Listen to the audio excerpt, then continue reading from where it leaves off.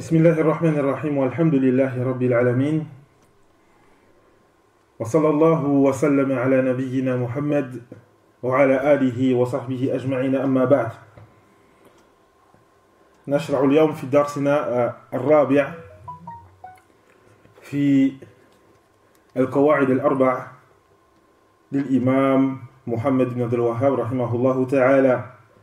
On commence aujourd'hui le quatrième cours dans les 4 règles de l'imam Mohammed ibn Abdel Wahhab rahimahullah ta'ala. رأينا في الدرس الماضي أن الله تعالى خلقنا لعبادته. Nous avons vu lors du cours précédent que Allah Ta'ala il nous a créés pour son adoration. ووصلنا إلى قول المؤلف رحمه الله فإذا عرفت أن الله خلقك لعبادته فاعلم أن العبادة لا تسمى عبادة إلا مع التوحيد كما أن الصلاة لا تسمى صلاة إلا مع الطهارة فإذا دخل الشرك في العبادة فسدت كالحدث إذا دخلت طهارة. Et ça, nous sommes parvenus à la parole de l'auteur, rahimahullah, lorsqu'il dit, et si tu as compris que Allah il t'a créé pour son adoration, alors sache que l'adoration n'est appelée adoration qu'avec le monothéisme, qu'avec le tawhid. De la même façon que la salat, la prière, n'est appelée salat qu'avec at-tahara, l'état de purification. Alors si le polythéisme se mélange à l'adoration, rentre dans l'adoration, alors celle-ci est corrompue, celle-ci devient corrompue. De la même façon que el-hadeth. El-hadeth, ce qui est voulu par el-hadeth, c'est toute cause menant à l'état d'impureté. Mais ce n'est pas l'impureté. El-hadeth, c'est toute cause qui mène à l'état d'impureté. Pourquoi on fait la différence entre les deux? Parce que l'impureté, lorsqu'une impureté se colle à un individu, il y a, on va dire, de l'urine de petit garçon qui est sur le vêtement d'un adulte. Un petit garçon qui se nourrit déjà, qui est sur le vêtement d'un adulte.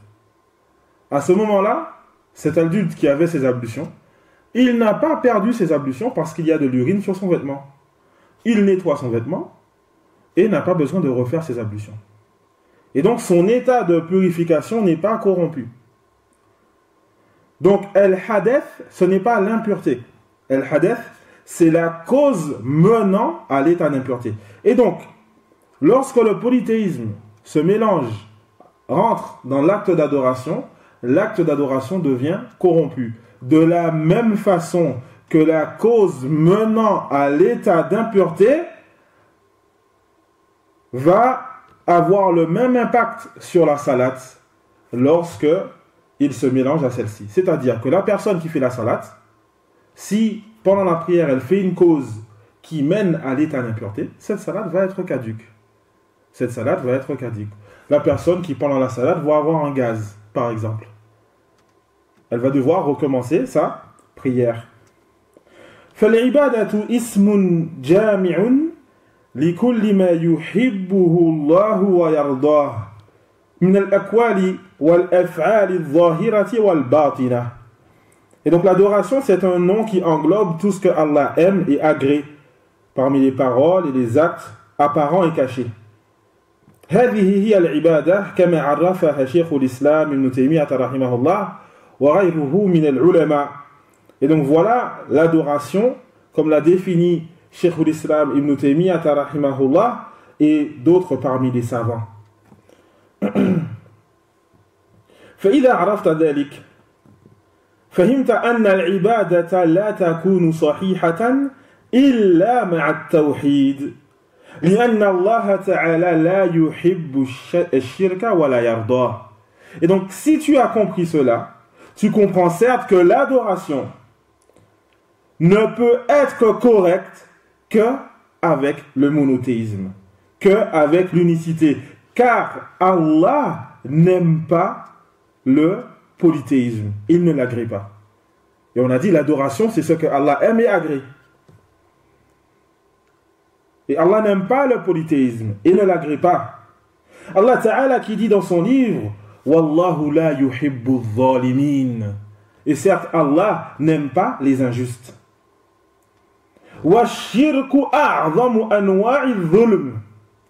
Et le shirk, le polythéisme, c'est le plus grand des types d'injustice. Le polythéisme est le plus grand des types d'injustice, la plus grande forme d'injustice. Allah Ta'ala qui dit dans son livre Inna shirka la dhulmun azim. Certes, le polythéisme est une injustice manifeste. Le polythéisme est une injustice manifeste. فالعبادة لا تكون صحيحة إذا كان فيها شرك كما أن الصلاة لا تكون صحيحة إلا مع الطهارة. Et donc, l'acte d'adoration ne peut être correct si il est mélangé au polythéisme. De la même façon que la prière ne peut être correcte qu'avec l'état de pureté. Tu ne peux pas faire ta prière sans tes ablutions.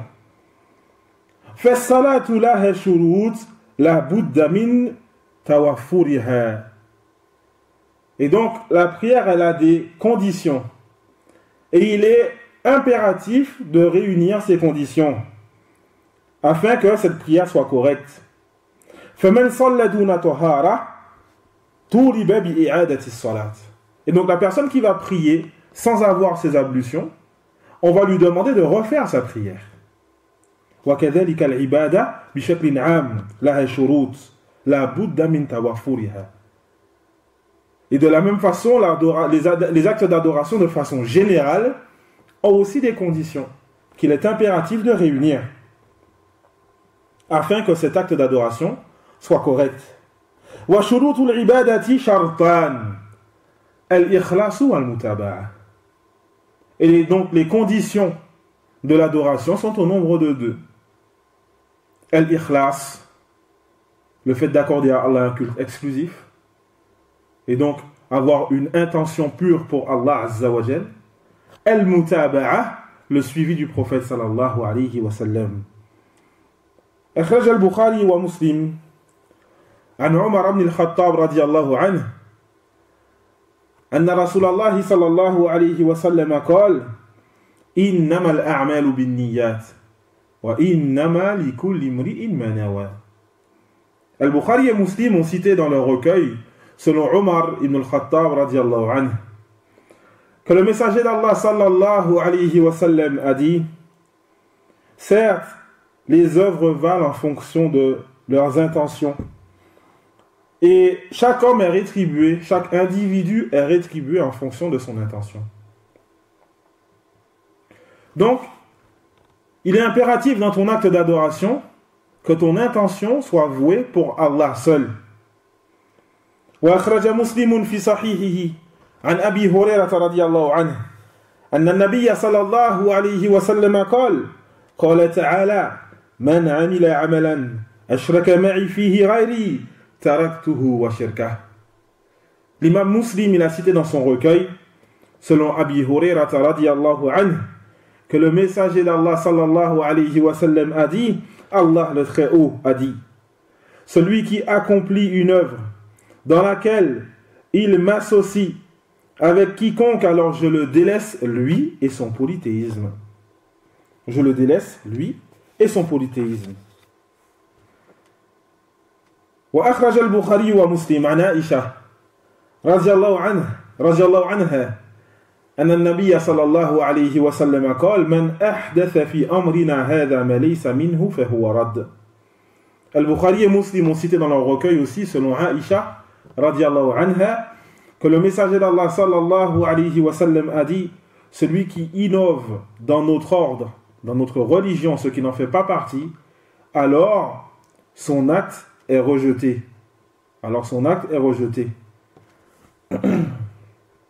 Et donc ce hadith aussi, il nous montre l'importance du suivi du prophète sallallahu alayhi wa sallam dans ce que nous accomplissons. Et donc on revient à nos deux conditions. فَالْعِبَادَةُ لَا تُقْبَلُ إِنْ كَانَ فِيهَا شِرْكٌ أَوْ بِدْعَةٌ. Et donc l'acte d'adoration n'est pas accepté si elle contient du polythéisme ou une innovation. فَاحْرِصْ على أن تجمع هذين الشرطين في كل ما تقوم به من العبادات. Et donc efforce-toi de rassembler ces deux conditions dans chaque acte d'adoration que tu vas accomplir. ثم قال المؤلف رحمه الله فإذا عرفت أن الشرك إذا خالط العبادة أفسدها وأحبط العمل وصار صاحبه من الخالدين في النار عرفت أن أهم ما عليك معرفة ذلك لعل الله أن يخلصك من هذه الشبكة وهي الشرك بالله الذي قال تعالى فيه إن الله لا يغفر أن يشرك به ويغفر ما دون ذلك لمن يشاء وذلك بمعرفة 4 قواعد ذكرها الله تعالى في كتابه. Et ensuite l'auteur, qu'Allah lui fasse miséricorde, il dit: et si tu comprends que le polythéisme, lorsqu'il se mélange à l'adoration, alors il la corrompt et rend les œuvres caduques. Mais aussi son adepte, donc celui qui a commis l'acte de polythéisme, son adepte devient un de ceux qui sera éternellement dans le feu. Si tu comprends tout cela, alors tu comprends que ce qui est le plus important pour toi, ce qui te concerne le plus, est que tu saches cela. C'est-à-dire que tu comprennes qu'est-ce que le tawhid, qu'est-ce que l'unicité, qu'est-ce que le shirk, qu'est-ce que le polythéisme, afin qu'Allah te préserve de ce piège qui est le polythéisme, qui est le fait d'accorder des associés à Allah.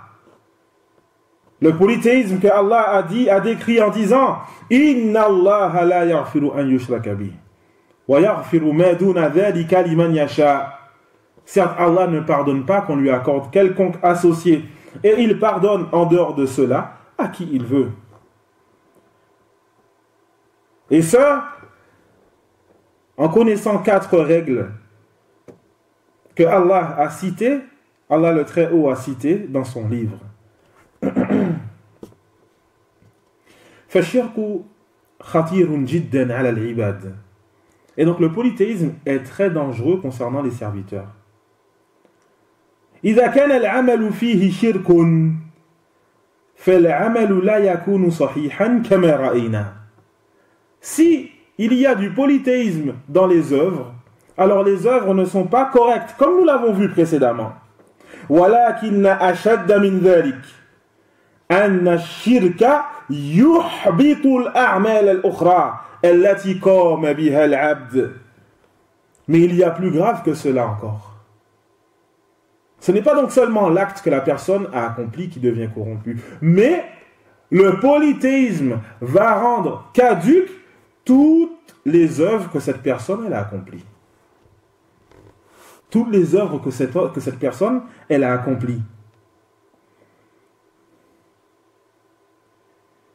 Allah Ta'ala qui dit dans son livre La in ashrakta la yahbatanna amaluk wa litakunanna min al-khasirin. Si tu commets du polythéisme, alors tes œuvres deviendront vaines et tu feras partie des perdants. هذا الخطاب من الله تعالى موجه إلى نبيه صلى الله عليه وسلم الذي هو أفضل الخلق فماذا نقول فينا نحن. Cette parole venant d'Allah le Très-Haut s'adresse au prophète sallallahu alayhi wa sallam qui est la meilleure des créatures. Alors que dire de nous? لئن أشركت ليحبطن عملك ولتكونن من الخاسرين. Si tu accomplis du polythéisme, tes œuvres deviendront vaines et tu feras partie des perdants. ذكر الله تعالى في سورة الأنعام عددا من الأنبياء والصالحين. Allah il a cité dans Surat Al-An'am un nombre de prophètes et de pieux.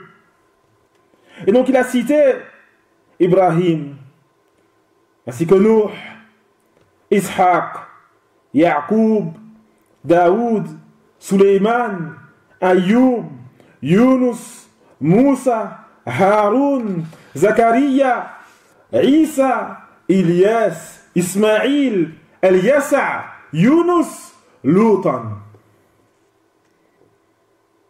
Il les a cités. وبعدما ذكر هؤلاء وآباءهم وذرياتهم وإخوانهم قال ولو أشركوا لحبط عنهم ما كانوا يعملون. Et après que Allah ait cité ceci, ce que donc on a cité précédemment, et qu'il ait dit, et qu'il ait fait allusion à leur père, ainsi que leur descendance et leurs frères, il a dit, Allah le Très-Haut, après cela, وَلَوْ أَشْرَكُوا لِحَبِطَ عَنْهُمْ مَا كَانُوا يَعْمَلُونَ. Et s'ils commettaient du polythéisme, ce qu'ils ont accompli serait devenu caduque. S'ils commettaient du polythéisme, ce qu'ils ont accompli serait devenu caduque. Et donc le polythéisme est dangereux aux serviteurs d'Allah. Allah ici il s'est adressé, il a parlé donc des prophètes. Que devons-nous dire de nos propres personnes, nous? فذكر الشيخ محمد بن عبد الوهاب رحمه الله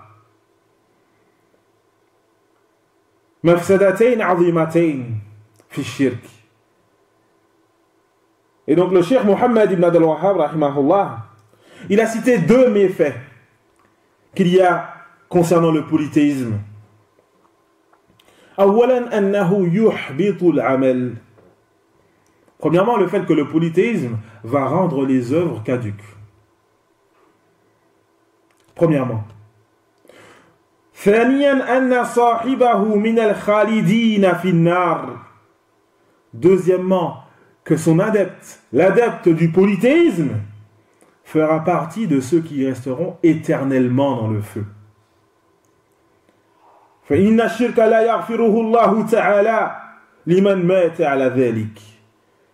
Car le polythéisme, Allah ne le pardonne pas pour celui qui meurt sur cela, qui meurt sans s'être repenti du polythéisme. Allah le Très-Haut qui dit Inna Allah la yaghfiru an yushraka bih wa yaghfiru ma duna dhalika liman yasha. Allah ne pardonne pas qu'on lui accorde quelconque associé, mais il pardonne en dehors de cela pour qui il veut. فإن أدركت خطورة الشرك علمت أنه يجب عليك أن تتعلم ما هو حتى تجتنبه. Et donc si tu comprends le danger du polythéisme, il est impératif. Et donc tu comprends aussi qu'il est impératif que tu apprennes ce qu'est le polythéisme afin que tu t'en éloignes. ثم ختم المؤلف هذه المقدمة بقوله وذلك بمعرفة 4 قواعد ذكرها الله تعالى في كتابه. Et ensuite l'auteur, il a fini cette introduction en disant, et cela par la connaissance, et donc le fait qu'il est important de connaître le polythéisme, et que c'est possible d'étudier le polythéisme, il dit, et cela par la connaissance de 4 règles que Allah le Très-Haut a citées dans son livre.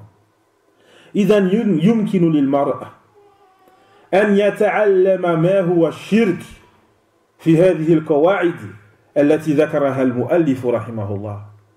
Et donc il est possible à l'individu d'apprendre qu'est-ce que le polythéisme à travers les 4 règles que l'auteur a citées, qu'Allah lui fasse miséricorde. Comme on a dit précédemment, celui qui comprend ce livre comprend le polythéisme. وهذه القواعد لم يأتي بها المؤلف رحمه الله من عنده. Et donc ces règles, l'auteur ne les a pas ramenées de lui-même. Ces règles, l'auteur ne les a pas ramenées de lui-même. فلم يأتي بمذهب جديد. Et donc il n'est pas venu avec une nouvelle voie. لأنه أخذ هذه القواعد من كتاب الله تعالى كما بينه. Mais il a pris ces règles du livre d'Allah le Très-Haut, comme l'auteur l'a montré clairement dans l'introduction. وهذه هي طريقة أهل العلم أهل السنة أنهم لا يأتون بشيء من عند أنفسهم. Et ça, c'est la méthode, la méthodologie des gens de science, la méthodologie des gens de la sunna. Qu'ils ne viennent pas avec quelque chose qui vient d'eux-mêmes. وَإِنَّمَا يَعْتَمِدُونَ عَلَى الْكِتَابِ وَالسُّنَّةِ. Cependant, ils se basent sur le livre et la sunna. Rappelez-vous, lorsqu'on a vu la parole de Cheikh l'Islam Ibn Taymiyyah, rahimahullah, lorsqu'il avait dit la croyance et l'aqida, la tu'khadhu anni wa amman huwa fawqi. La croyance ne se prend pas de moi ni de personnes qui sont au-dessus de moi. Walakin al-aqida tu'khadhu min kitabillahi wa sunnat rasulillah sallallahu alayhi wa sallam. Cependant, la croyance, elle se prend du livre d'Allah et de la sunna de son prophète sallallahu alayhi wa sallam. Et ça, c'est impératif de comprendre cela. Et donc le cheikh rahimahullah, il ne nous a pas ramené de nouvelles règles, mais il est venu avec des règles citées dans le livre d'Allah Ta'ala. Des règles qu'on peut lire tous les jours en lisant le Coran, mais qu'on n'y accorde pas forcément de l'importance. Il attire notre attention vers ces quelques versets, afin qu'on y médite. Et donc on va arrêter là pour aujourd'hui, et la semaine prochaine Inch'Allah on va commencer avec la première règle et on va ensuite enchaîner donc les 4 règles qu'il y a dans ce livre.